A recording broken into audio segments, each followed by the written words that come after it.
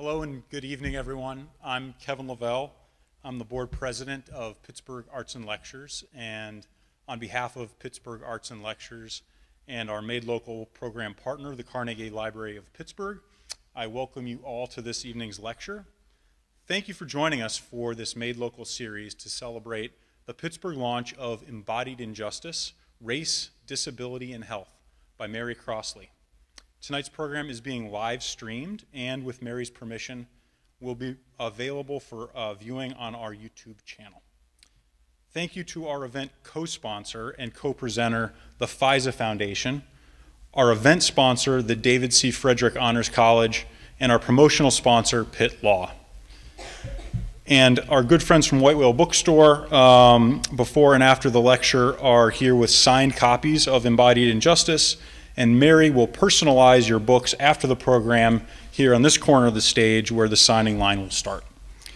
Introducing Mary Crossley is Christy Troutman, Executive Director of the FISA Foundation, which champions equity, justice, safety, and inclusion for women, girls, and people with disabilities, combating systemic racism that impedes progress for these populations in southwestern Pennsylvania. Please give a warm welcome to the Executive Director of FISA, Christy Troutman.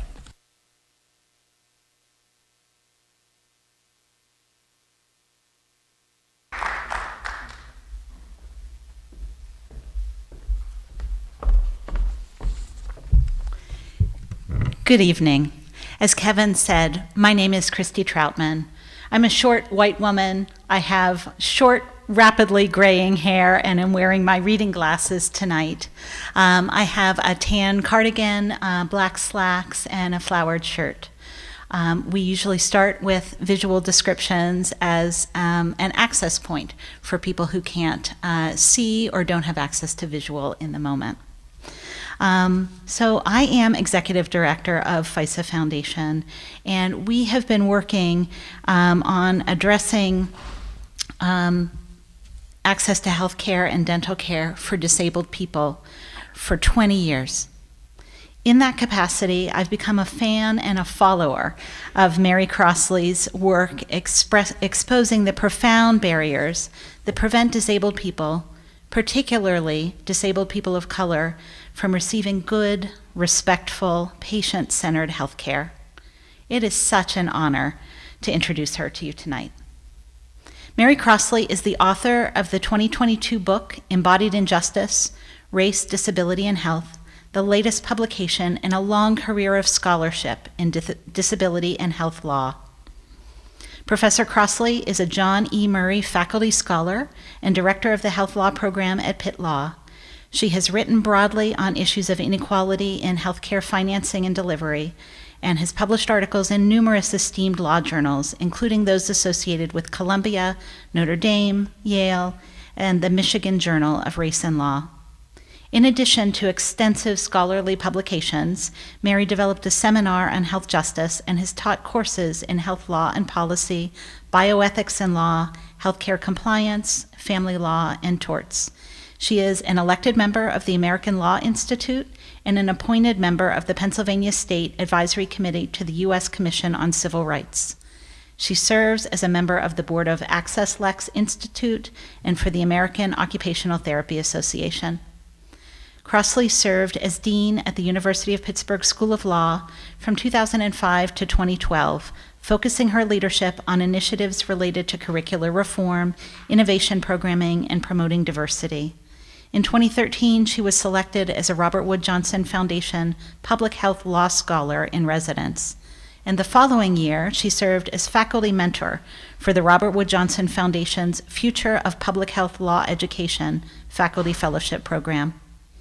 Immediately prior to coming to Pitt Law in 2005, Crossley was the Florida Bar Health Law Selection Professor at Florida State University, and before that she was on faculty at the University of California, Hastings College of Law, including 2 years of service as Associate Academic Dean.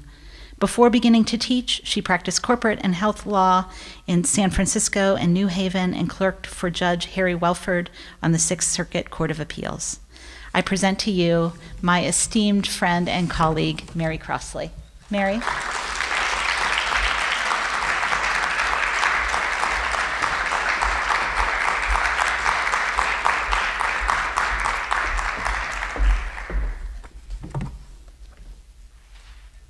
Good evening, everyone. I'm Mary Crossley, and I'm really delighted to be here this evening. I am a white woman with graying brown hair, eyeglasses, and wearing a flowered shirt. I want to thank Pittsburgh Arts and Lectures for the opportunity to talk about my book this evening, and to thank Christy Troutman not only for that generous introduction, but also for her enthusiastic support of this book over the past few years. And I want to thank all of you who braved the Pittsburgh winter evening to come out to the hall tonight, as well as to thank those of you who are joining us online. I know that none of us really feels like logging into yet another Zoom-like meeting. It's kind of odd to think that when I started writing this book, I didn't even know what Zoom was. I started writing in January 2020 as COVID-19 was first reaching the US. Because I was on sabbatical, I spent every day immersed in research and writing. As I researched and wrote, COVID-19 erupted around the globe and reinforced in the most terrible ways the relevance of my project. So many stories from the pandemic illustrated the concerns I was writing about. Some of those stories are difficult to hear. I'll start tonight by telling you just one of them.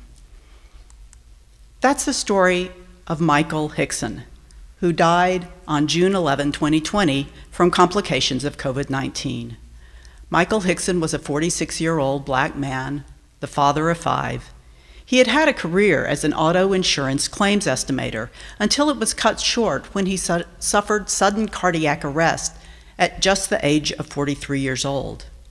Complications left him with quadriplegia, blindness, and brain injuries. Although he had difficulty speaking and remembering things, Michael Hickson continued to participate in his family's life, joking with his children and talking with his wife about their lives. He contracted COVID-19 in a nursing home and was transferred to a hospital in Austin, Texas.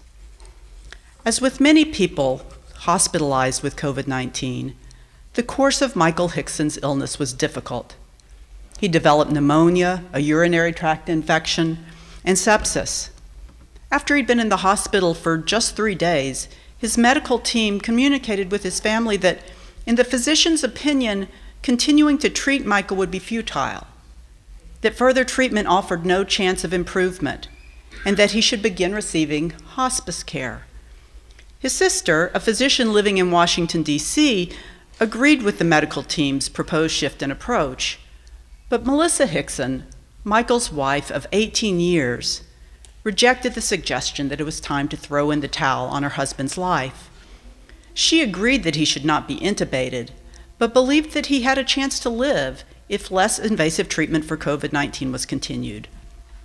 In a conversation recorded by Mrs. Hickson, she asks her husband's doctor why continuing to treat his COVID-19 would be futile.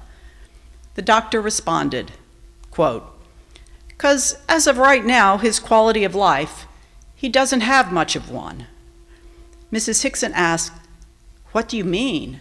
Because he's paralyzed with a brain injury, he doesn't have quality of life?" The doctor replied, "Correct." Over his wife's objections, the hospital withdrew treatment from Michael Hickson and put him in hospice care. After 6 days, without any treatment for COVID-19, he died. Multiple news outlets told the story of the hospital's withdrawal of treatment from Michael Hickson and his demise. But those accounts did not, and probably could not, offer a fully fleshed out description of the fullness of Michael Hickson's life, of his relationship with his wife, children, and friends. The accounts also did not, and could not, answer the questions that Michael Hickson's life and his story left me wondering about. Would Michael Hickson have survived COVID-19 and gone home to his family if the hospital had treated his illness aggressively rather than withdrawing treatment? Would he have died, even with continued treatment? Would the hospital have insisted on withdrawing treatment if Michael Hickson had not had cognitive and physical disabilities? Would it have insisted on withdrawing treatment over his wife's objections if Michael Hickson had been a white man. So back to writing my book. It may not be obvious why a woman who identifies as white and non-disabled would write a book about race, disability, and health injustice.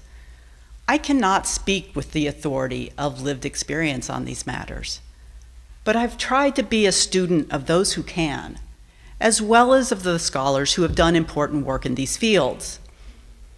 My book was published in August of last year, but the idea of looking broadly at race-based and disability-based health inequities and their connection has been in my mind for a long time.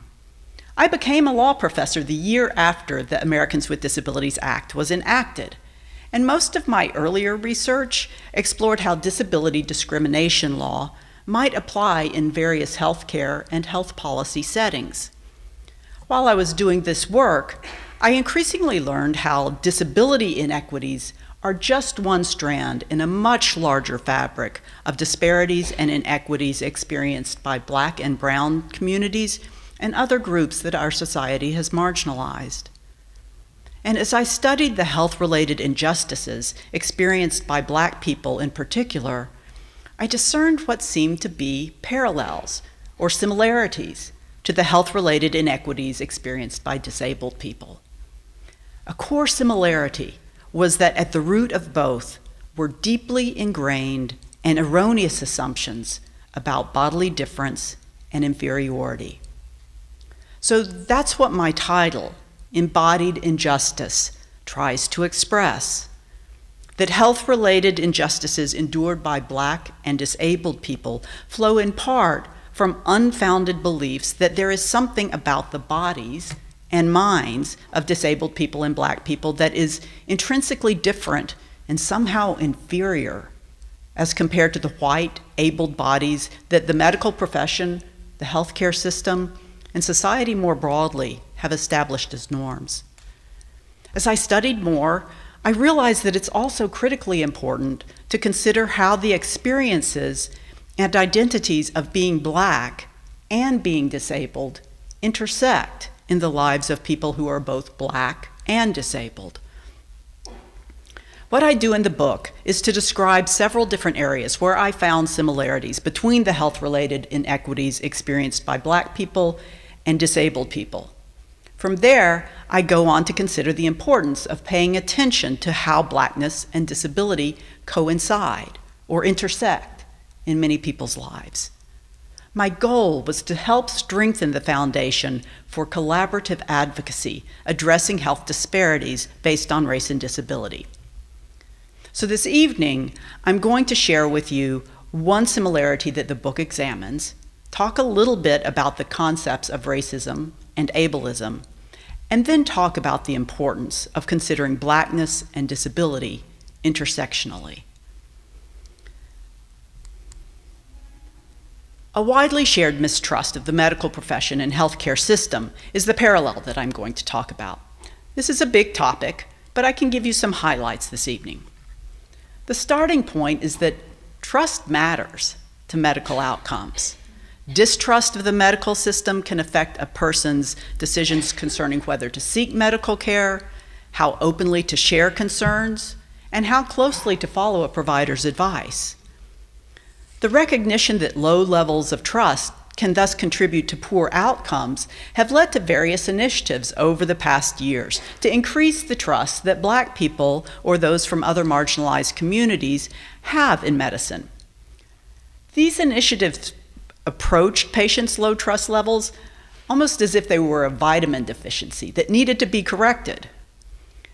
Recently, though, the conversation around medical trust has begun to shift. Conversations today are more likely to identify the problem as a dearth of trustworthiness on the part of the medical and scientific communities, and to consider what remedial steps might make those communities demonstrably more trustworthy. The sources of medical distrust among Black people and disabled people are complex and have many dimensions. This evening, I'll highlight a shared history of being subjected to non-consensual medical experimentation and current-day experiences of disregard and devaluation within healthcare. Medical Apartheid is the title Harriet Washington gave her sweeping history of medical experimentation on Black people in America.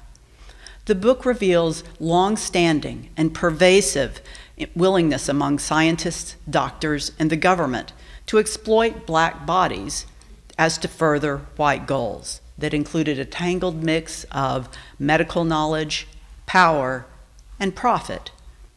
Washington describes the well-known Tuskegee study, which ran from 1932 to 1972 and was sponsored by the U.S. Public Health Service, among other institutions. This decades-long study examined untreated syphilis in Black men, withholding penicillin from men, some of whom are pictured on the slide, even after that effective treatment became available. But Washington argues that the Tuskegee study should be understood as emblematic, not as an isolated occurrence. The historical record also includes surgical experiments that J. Marion Sims, whom some call the father of modern gynecology, performed on numerous enslaved women in the 1850s. So this is a statue of Sims that long stood in Central Park. The goal of the surgeries was to figure out how to repair vesicovaginal fistulas. Those are injuries that result from childbirth and produce uncontrollable incontinence. Sims developed his surgical technique through trial and error, operating at least 30 times on one woman named Anarcha alone. Ether was not yet in common usage, so the women received no anesthesia during these repeated experimental surgeries.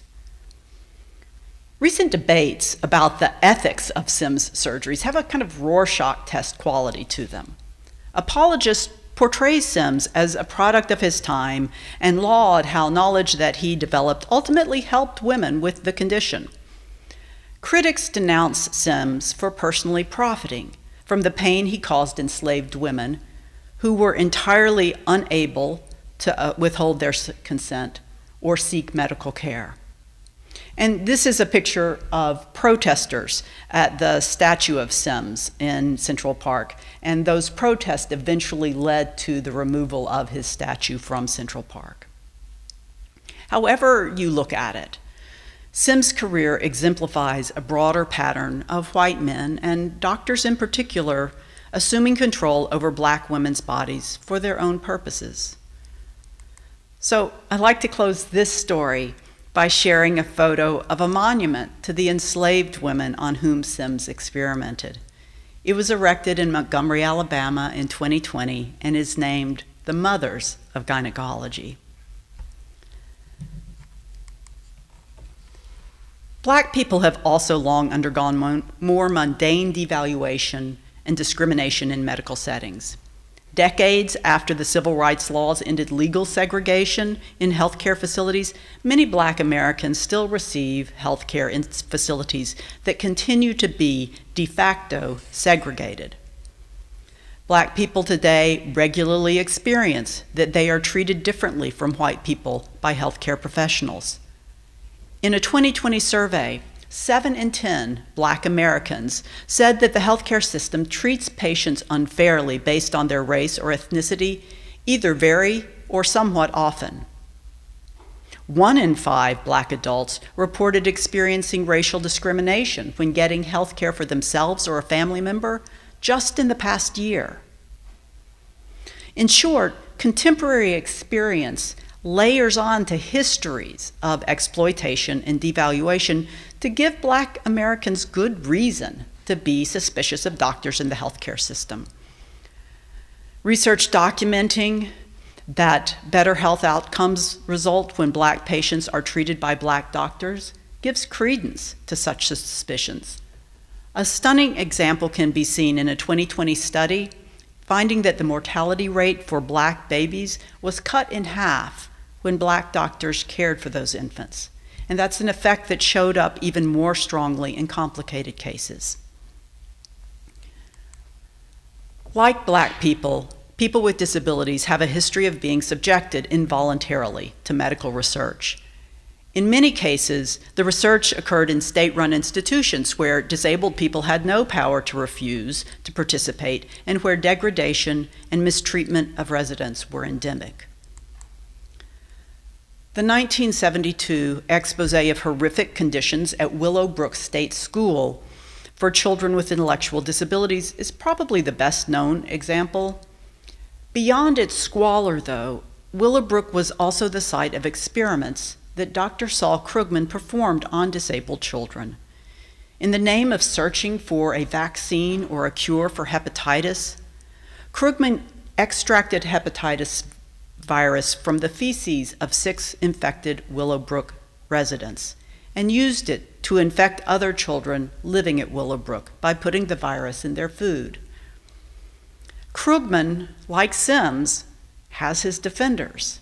Some scholars defended Krugman because he obtained consent from parents of the child subjects, as well as independent review from other experts. And his research, in fact, contributed to the development of a vaccine for hepatitis B. Other ethicists, however, argue that no amount of knowledge gained can justify intentionally infecting disabled children with a potentially deadly virus. One critic wrote to the medical journal The Lancet, quote, "If Krugman and his colleagues are keen to continue their experiments, I suggest that they invite the parents of the children involved to participate." I wonder what the response would be. Like Black people, disabled people also experience discrimination and disregard in more mundane medical interactions. Seeking medical care routinely entails barriers and indignities for people with disabilities. Decades after the ADA's passage, the medical equipment in many providers' offices remains inaccessible. Research published in 2018 reported that among 250 specialist physicians who were asked to accept the referral of a hypothetical patient who had partial paralysis and used a wheelchair, fewer than 10% of the physicians had appropriate equipment or personnel trained to help examine patients with disabilities. This lack of accessible equipment and appropriate training keeps patients who use a wheelchair from being weighed, from being properly examined, or receiving screening tests like pap smears or mammograms. Moreover, disabled people may find that they aren't treated respectfully as autonomous agents. They describe how physicians regularly undervalue medical interventions that support their daily functioning, but that don't fix their disability. Disabled people also describe how doctors still express views of disability as a flaw that needs to be corrected by doctors. Research going back decades documents that many physicians tend to believe that disability causes diminished enjoyment of or satisfaction with life, when in fact, surveys of people with varying disabilities show them to be about as satisfied with their lives as non-disabled people. Confirming the persistence of these erroneous assumptions, 82% of physicians who responded to a recent national survey indicated that they believe that people with significant disability generally have a worse quality of life than non-disabled people. Bill Peace's story offers a chilling illustration of how physicians may fail to appreciate the value of continued life to a disabled person. An anthropologist and disability rights activist who used a wheelchair, Peace wrote about an encounter he had when hospitalized with a life-threatening wound infection. Peace was medically stable but was vomiting and had a high fever when a physician he had never met visited him at 2 a.m. Alone with Peace in the hospital room, the physician detailed the medical, social, and financial challenges of continuing to treat Peace's wound. Then the physician told Peace he could discontinue the antibiotic treatment needed to save Peace's life and assured him that if Peace chose that option, he could be made very comfortable. Peace rejected the suggestion. Later, after recovering from his wound, he described that night, writing, "My fear was based on the knowledge that my existence as a person with a disability was not valued. Many people, the physician I met on that fateful night included, assumed disability is a fate worse than death. In a visceral and potentially lethal way, that night made me realize that I was not a human being, but rather a tragic figure. Out of the kindness of the physician's heart, I was being given a chance to end my life." Peace insists that his suspicion and fear were not unique. He wrote, "Most people with a disability fear even the most routine hospitalization. We do not fear any of the commonplace indignities that those without a disability worry about when hospitalized. Our fear is primal. That will our lives be considered devoid of value?" So we can see historical, empirical, and experiential evidence of medicine's exploitation and devaluation of Black people and people with disabilities in the United States. The stories portrayed are not identical, to be sure. They have a similar effect, though, of indicating that Black people's and disabled people's shared wariness of medical practitioners and researchers is a sensible response to unspoken and explicit messages conveyed over decades and centuries. The stories that I've been telling you so far largely involve interpersonal interactions, where health professionals have biased views of Black people or disabled people, either consciously or unconsciously. Biased actions at the interpersonal level can produce very real health harms. But the health-related harms caused by structural racism or ableism are even greater. So let me tell you what I mean when I talk about racism and ableism.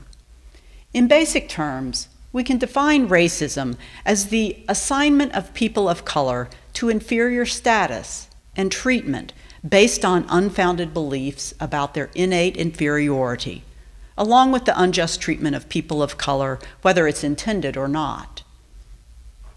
Ableism, a term that is less widely recognized, can be defined as by substituting the phrase disabled people for people of color in the definition that I just gave you. So the definition would be that ableism is the assignment of disabled people to inferior status and treatment based on unfounded beliefs about their innate inferiority, along with intentional or unintentional unjust treatment of them. I realize that for some folks, bringing up racism can be a conversation stopper or can provoke feelings of defensiveness. And I think that's because of a mismatch in understandings of what the term encompasses. Certainly, one form of racism is the hateful or malicious or overtly biased attitudes that some people exhibit towards Black people or other people of color. But it can also include unconscious race-based biases that people may not even be conscious that they have. These implicit biases, which we might think of as being akin to ingrained assumptions or stereotypes, they develop when a person is exposed repeatedly to images and descriptions in media or social interactions. Both overt racial malice and implicit bias are forms of interpersonal racism. The other category of racism that is actually more important than interpersonal racism in causing health disparities is what is often called structural racism or systemic racism or institutional racism. And those terms have distinct meanings for folks who study this area closely, but for our purposes, I'm going to group them together under the label of structural racism. The key idea here is that society's laws, policies, economics, and institutions can be structured in a way that disadvantages people of color. It's not just about people behaving badly or based on implicit biases. It's the way that systems are set up in a way that can hold groups of people back, even if those systems appear to treat people the same regardless of race. Explicit and implicit biases connect to structural racism, though, because people who hold those biases may be less likely to object to or even to recognize examples of structural racism. Researchers have used the metaphor of the racism iceberg to suggest how only a small portion of racism existing in our society is visible above the surface of the water, so to speak. The portion above the waterline would be overtly biased or hateful conduct. The portion below the waterline would be what constitutes most racism in the US today, though. It's more difficult to perceive because it's embedded in structures and policies, or to use the iceberg metaphor, it's below the water surface. Another metaphor may also be helpful. One of my, so law professors actually have favorite phrases from Supreme Court opinions. One of my favorite phrases from any Supreme Court opinion is the phrase, built-in headwinds. Chief Justice Burger used the phrase way back in 1971 to describe how some practices used by employers to decide whom to hire could have the effect of disadvantaging Black applicants, even if the practice made no reference to race. The case was the first to hold that practices that on their face are neutral with respect to race, but that have a disproportionately negative impact on Black people, could violate employment discrimination laws. In describing such practices as creating built-in headwinds, Chief Justice Burger was using the phrase metaphorically, of course. But its literal origin came back to my mind over winter break, when I was fortunate to get away to a beach in South Carolina for a brief respite from winter. One day, we rented bikes and decided to ride them on the beach. When we first started riding, I felt like I could ride forever. But then we turned around, and I immediately struggled just to move along slowly. There was a brisk wind that day, a wind that I didn't even notice when it was at my back. But once I started riding into it, once I faced a headwind, it slowed my progress in a way that was obvious to me. Structural racism can be thought of as the various kinds of powerful, built-in headwinds that people of color face in society. People who are trying to make progress against the headwinds of structural racism feel them keenly, but people who don't face them, namely white people, may not perceive them at all. Similarly, structural ableism can be thought of as the various kinds of built-in headwinds that disabled people face in society. So, moving away from metaphors, what are some concrete examples? One historical example of structural racism is Southern states' use, prior to the passage of the 1965 Voting Rights Act, of literacy tests to prevent Black people from voting. A current-day example of structural ableism in healthcare is the prevalence of medical office equipment that's not accessible to people who use wheelchairs, as I just talked about. A contemporary example of structural racism in the healthcare realm is the fact that Medicaid, the public health insurance program for low-income Americans, pays doctors notoriously low rates for treating Medicaid enrollees, discouraging many doctors from accepting Medicaid patients. Because Black people who earn less in the United States than white people are disproportionately enrolled in Medicaid, the program's low payment rates help create disparities in Black people's ability to access medical care. And instances of structural racism outside of the healthcare sector can disadvantage people of color with respect to social determinants of health, like housing, employment, education, transportation, and the criminal legal system. Disparities in all of those areas have been shown to have significant impacts on health. This idea that structures can be unjust and discriminatory is important to another key point that I make in my book, which involves the intersection of Blackness and disability. Basically, the idea of intersectionality is that to fully appreciate a person's experience, or for the law to ensure that people are not unjustly disadvantaged, it's essential to consider the combined effect of multiple aspects of a person's identity.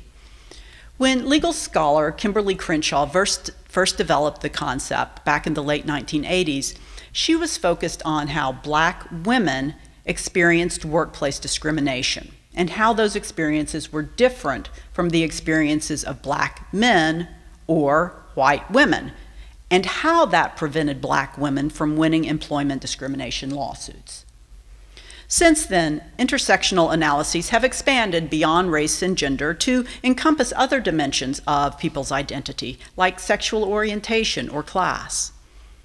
But the intersection of Blackness and disability has received remarkably little attention, either empirically by health researchers or in discussions of and advocacy around health justice.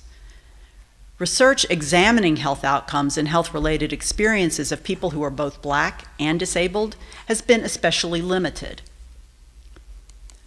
We do know, though, that in the United States, disability is typically more prevalent among Black people than among whites. As this graphic from the CDC shows, approximately 1 in 4 Black people in the United States have a disability, compared to 1 in 5 among white people. Some research also suggests that Black people are more likely to become disabled and to do as they age, and to do so at younger ages. I think that as a society, we really need to pay more attention to the early and disproportionate disablement of Black people. Although the research remains very limited, it seems highly likely that disability's more frequent and earlier appearance among Black people is attributable to unjust social, economic, and political conditions that are the product of structural racism, the built-in headwinds that I was just describing. Scholars coined the term emergent disability to describe how disabling conditions multiply in communities experiencing poverty or disadvantage. Much disability among Black people likely fits within this category of emergent disability. Examples are too easy to identify. The children in Flint, Michigan, who acquired learning disabilities after being exposed to lead in their drinking water. The Black Americans with diabetes, who disproportionately lose limbs to amputation, often because they face barriers to accessing medical care to diagnose and manage their disease. The victims of gun violence living in communities of concentrated poverty, where systematic disinvestment has largely eliminated opportunity, leaving illegal activity to fill the void. Less vivid examples exist as well. One study found that Black women in the US over the age of 50 had a prevalence of physical disability equivalent to white women who were 10 years older. The point I'm trying to make is that for many Black disabled people, more so than for white disabled people, disability has its origin in inequitable social and economic circumstances. And that means that folks who are Black and disabled may face layers of injustice and exclusion. Because of their disability, they may face barriers to full participation in society.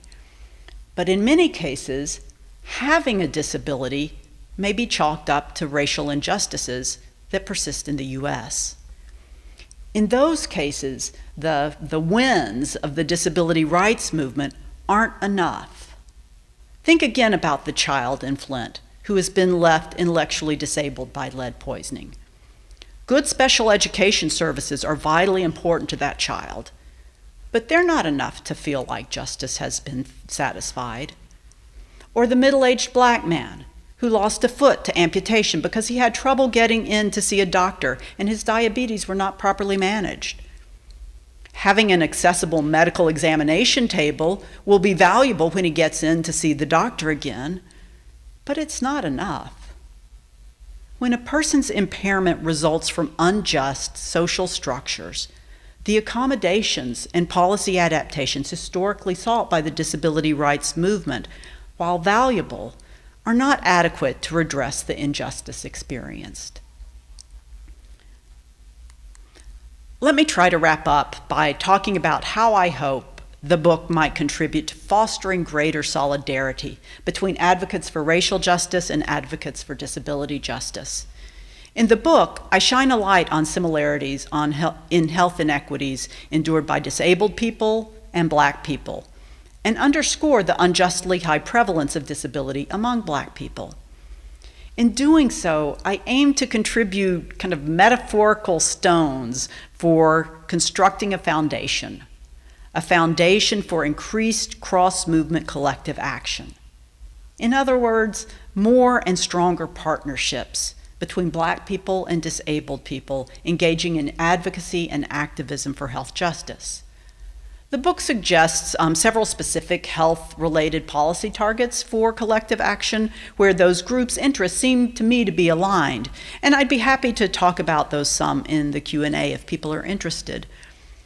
But I want to close this evening by suggesting the broader value of paying attention to health justice. While the book focuses on health justice for people who are Black, disabled, or both, the policy objectives that I suggest offer potential benefits for advancing health justice more broadly. Racial justice and disability justice activists are rightly motivated to improve the health prospects and lives of the people they care about most. Pursuing policies to ensure that all members of our society can enjoy good health and long lives will require interventions targeting groups that currently are furthest from that ideal. But most health equity promoting interventions, even if they're targeted to address injustice experienced by a particular group, are readily adaptable to provide broader progress towards equitable and improved health outcomes.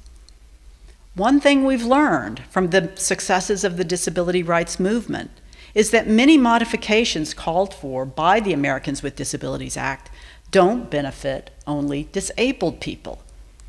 The so-called curb cut effect points out how programs or laws designed specifically to benefit a vulnerable group ultimately benefit society more broadly. I expect that many policies or initiatives to increase health equity for Black and disabled people would have a curb cut effect of benefiting the health of many other people as well. And from a purely financial perspective, it's critical to realize that health disparities cost our society huge sums because of lost productivity and the additional costs of addressing medical problems too late. An analysis published in 2018 estimated that eliminating racial health disparities in the US would result in a $135 billion increase to gross domestic product each year. Fundamentally, promoting health justice for Black people, disabled people, and other groups experiencing health disparities does not necessarily entail harming persons in groups that already have been living relatively longer and healthier lives. Health is not a zero-sum game. This is a point that Heather McGee, whom some of you may have seen speak in the Big Hall a few years ago, makes in her best-selling book, The Sum of Us. To be sure, remedying structural inequities and other factors contributing to health disparities will not be costless. It may well require addressing the large and growing inequalities in income and wealth in the United States. Studies find an association across societies between increases in wealth and income inequality and overall worse health outcomes. The flip side of the coin is that more egalitarian societies tend to be healthier overall. We know from the COVID-19 pandemic that poorer, darker-skinned, and disabled people sickened and died at higher rates in the US. But we also know that wealthy, white, and abled people have not been spared. In fact, our cumulative deaths per capita from COVID in the US have been among the highest among large, high-income countries. To me, the message is clear. Our well-being is connected. We should learn from the pandemic that As noted health justice scholar Dana Bowen Matthew puts it, structural inequality threatens the health of our entire population, not just the health of the poor. Or, to adapt an often quoted warning from Dr. King, health injustice anywhere is a threat to health everywhere. I'd like to close this evening by framing that cautionary point more positively. Health justice is good for everyone. Thank you.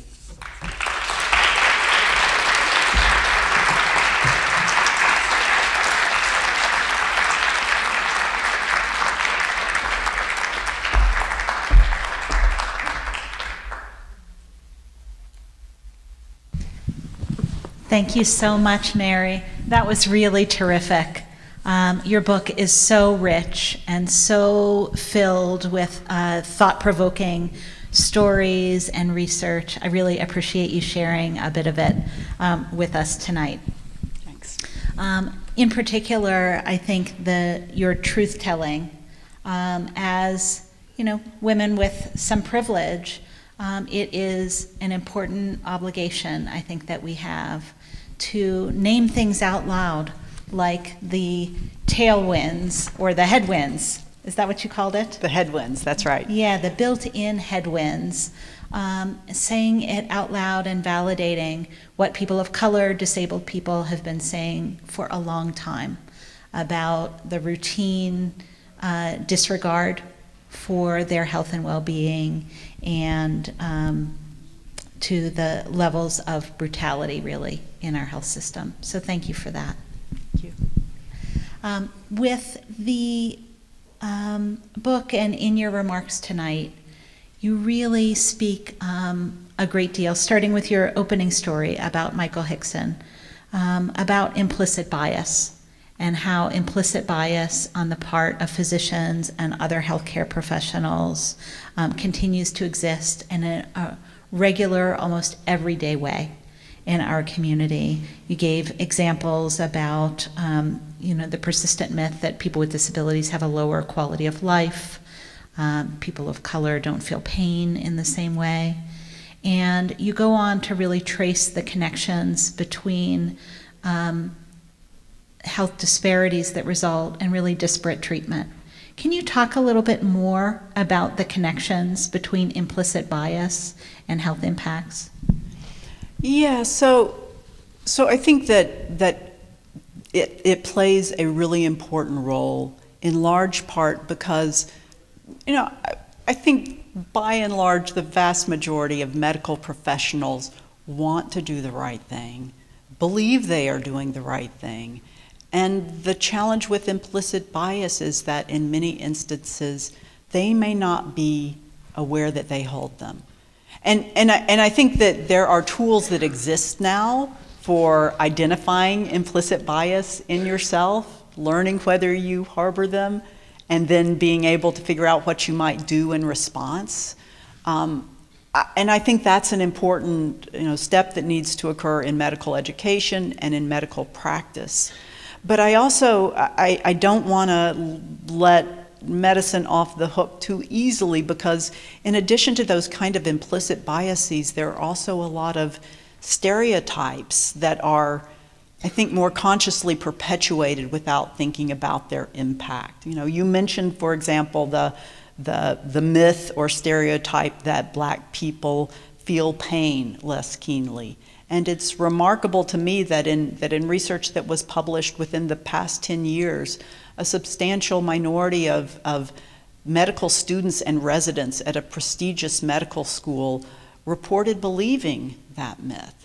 And so there's really, I think, a great deal of importance to make sure that those kinds of myths and stereotypes are really rooted out of medical practice, and that there's an attempt on the part of physicians to look for them, because we know they exist. It's the kind of thing that exists kind of right under our nose. But we have to want to see them. We have to want to see them. Yeah. And there's nothing like being in deep, authentic, and ongoing relationships with people who are different from us to help us take a look at that. That's very true. It's also very true that you and I were talking about this some before, that representation matters, right? So people, Black people and disabled people are enormously underrepresented in the medical profession. And so that means that when they sit down with someone who they don't immediately feel kind of a kinship towards, it makes it all the easier for myths or stereotypes or implicit bias to take hold. And so I think it's really important that we be paying more attention to increasing the number of Black people and other people of color and disabled people in the medical field. Absolutely. You also talked some early in your talk about Marion Sims and about the roots of modern gynecology, the brutal roots, and made me think that this past weekend was the 50th anniversary of Roe v. Wade, and that we as a country are still really having deeply fraught conversations about reproductive rights. So in Embodied Injustice, you talk some about the country's history of racism and ableism that is interconnected with reproductive rights. And so I know we have only a few minutes, and it's a massive conversation and topic, but can you talk a little bit about what health justice looks like relative to reproductive health? Yeah, so in the book, I have a chapter that focuses on reproductive rights, but that really focuses not on abortion rights as much as on the history that Black women and disabled women have faced of having the state or the medical profession impose restrictions on their ability to procreate, their ability to have children, right? So, you know, probably the example that most people would be familiar with is the history of eugenic sterilizations, but of disabled women, but certainly Black women have faced many constraints on their reproduction. And underneath both of those groups' experiences, this belief that, you know, these women don't make good mothers, right? This unfounded stereotype or myth. And so it's actually, I think, important for, you know, for me and for you as white women to recognize that the traditional kind of reproductive rights movement, with its focus on abortion rights, really has faced some critique by women of color saying, yeah, that's important, but it's really also important that we be able to have children when we want, and that we be permitted to parent and raise our children when we have them. And that critique led to the development of what's called the reproductive justice movement, which kind of stands in some contrast to the reproductive rights movement, which was primarily led by white women. The reproductive justice movement has been primarily developed by women of color. But abortion rights are really important to those women as well, to all women. And I think this isn't something I address in my book, because I guess when I was writing the book, I still lived in this belief that they couldn't overturn Roe versus Wade. But some of the studies that have come out, you know, in the time period since it became imminent and then has happened, have looked at how the rates of maternal mortality differ in states that restrict or ban abortions and states that permit women to seek abortions as health care. And in states that restrict or ban abortions, women are about 3 times more likely to die as a result of getting pregnant or giving birth or in the period shortly thereafter. And it's important from a racial justice perspective because Black women are about 2.5 times more likely than white women in any kind of setting to die as a result of getting pregnant or having a child, right? So the rate of mortality in states that restrict access to abortion is really likely to be devastating, and especially so for women of color. So I think this is, you know, perhaps were I writing the book today, I might, add that back in. But I think it's really important to recognize the multiple dimensions of rights that are necessary for there to be true reproductive justice. Yeah, thank you. So in your book, you zoom in and you zoom out on health and injustice, on racism and ableism. You talk very specifically about physicians, about the healthcare system, and then in other chapters you talk about housing and transportation and education access and criminal justice system and institutionalization. So what do these issues have to do with health? Well, so these are the areas, the sectors you just listed are what public health people, sociologists refer to as the social determinants of health, right? And I mentioned this a little bit in my talk, but it's widely recognized that actually those social determinants of health have a bigger impact on the health of populations than do access to medical care. And in all of the areas that you listed, whether you think housing or education or employment or transportation or participation in politics, all of those are areas where there are significant racial disparities and disability-based disparities in our country. Many of them are connected to poverty, but poverty in the United States itself is traceable back to histories of slavery and segregation and discrimination and institutionalization that are still having effects today. So I don't know of anybody out there who thinks that we as a society could fix the problem of health disparities just by paying attention to the medical care system or the healthcare system. It's widely acknowledged that probably some of the most important areas to work on lie outside in these areas that involve social determinants of health. Absolutely. So in your book, you talk about really a deep dive about intersectionality of race and disability. You call out the ways that injustice lives at all levels, in the individual, in healthcare offices, in systems, in insurance payment and reimbursement, in health policy, in the broader general public. What is it that you hope will happen as a result of spending the last several years of your life deeply immersed in writing this book? There are a number of things that I hope will happen. I hope that some people will read the book. And really what I hope they'll do with it kind of depends on who it is, right? So for a general reader, I hope that reading the book will make them realize kind of some of the injustices that exist in our society that they may not have been aware of before, and to see how there's the connection to race and disability, and perhaps even to feel moved to feel like they have some responsibility to pay attention and do something when they can.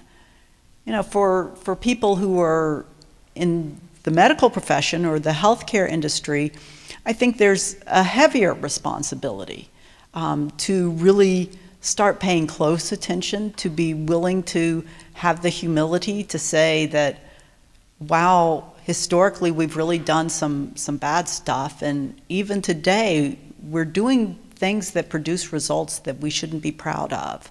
And so we need to look in the mirror, right? It's one of those Dr. Heal Thyself kind of moments. We need to look in the mirror and figure out how we can change how we fundamentally provide care.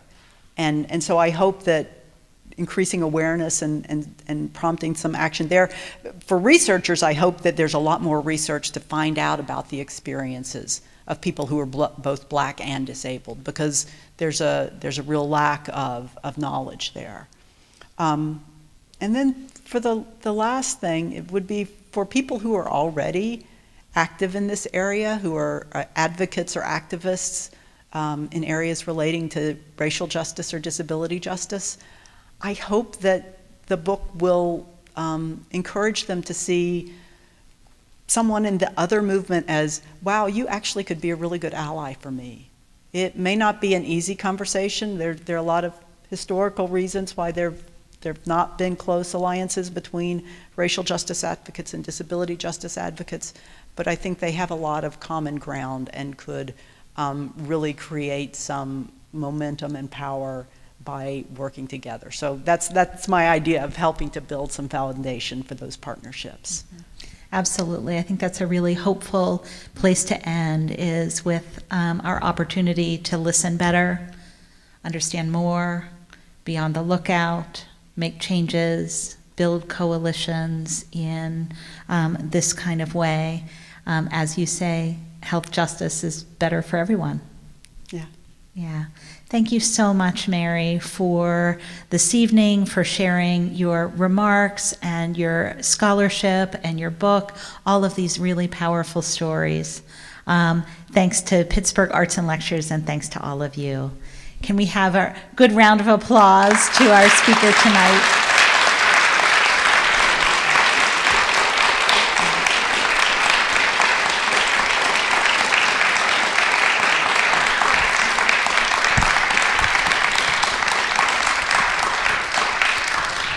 Thank you all, and I hope that you read the book, buy the book, have your books autographed if you'd like. Mary will be personalizing at the front of the stage, and please talk about what you heard tonight and share what you've learned. We have an obligation to interrogate the things that we've been silent about and the stories we haven't told, and you can be part of making that change. So, thanks to all of you. Have a great night.